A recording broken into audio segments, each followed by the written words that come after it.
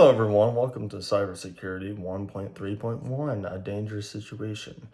I am Michael, and I will be helping you through this by going a step-by-step tutorial. But first, I have a little criticism with how this problem happened. This problem happened because someone left their, let's say, Chromebook out in the middle of public and had their password on it.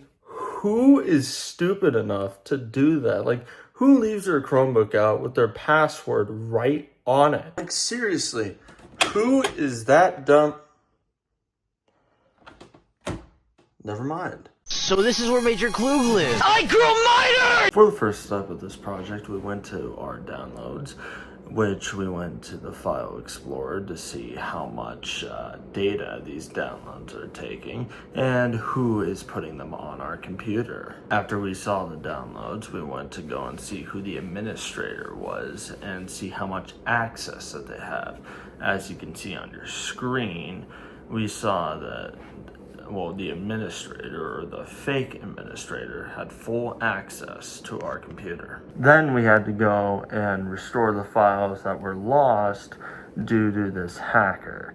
Going and deleting our Chrome and our installs, we had to go and find both of them in the recycle bin and restore them properly back into place and restore the balance. We had to go back to the suspicious files that our hacker left for us, noticing that Chrome 64 had a lot of data being used up, around I'm pretty sure 50% of the CPU. So we had to go and open it, and obviously we had to go and delete it. But deleting that won't do anything unless we find where it came from, which more likely we had to delete the mother of this little virus. By going into our batch file, we find this mother, or brood queen, alien, whatever you want to call it, and we rightfully deleted it. We went to the recycling bin and we also deleted it. If you think this is over, unfortunately it's not. There's still more to go, so hang on tight. And yeah, then we move on to suspicious processes, where we had to go into our server manager and go in and find what's using up most of our CPU. So we found out that foo.exe is the one causing most of the trouble, so we had to go and delete that.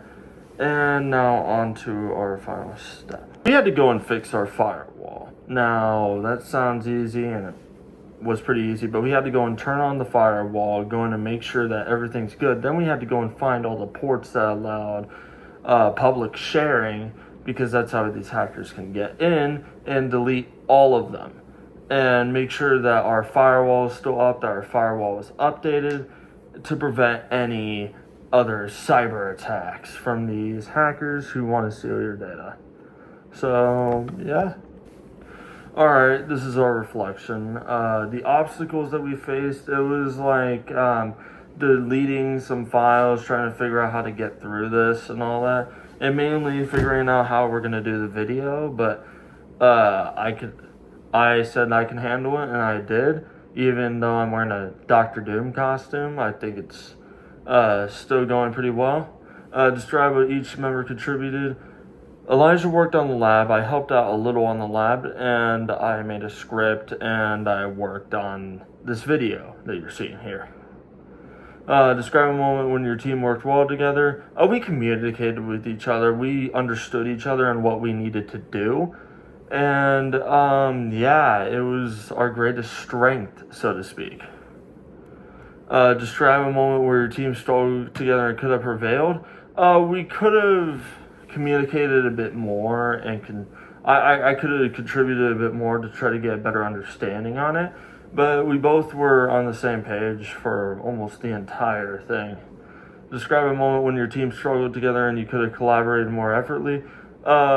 We struggled staying connected since the weekend was right there and we had to go and do this over the weekend.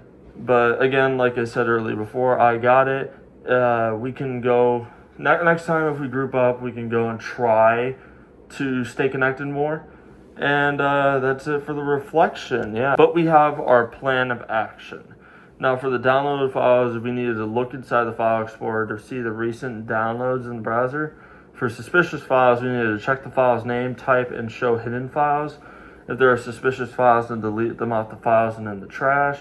Then we had to search for lost and deleted user files. We had to look inside the trash to see if there are any deleted files. And if not, we had to check and search the file name or change the date to find the file.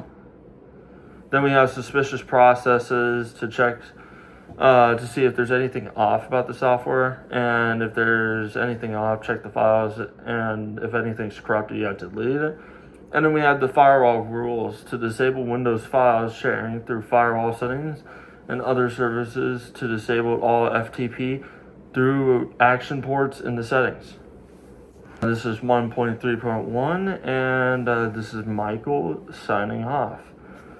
Thank you.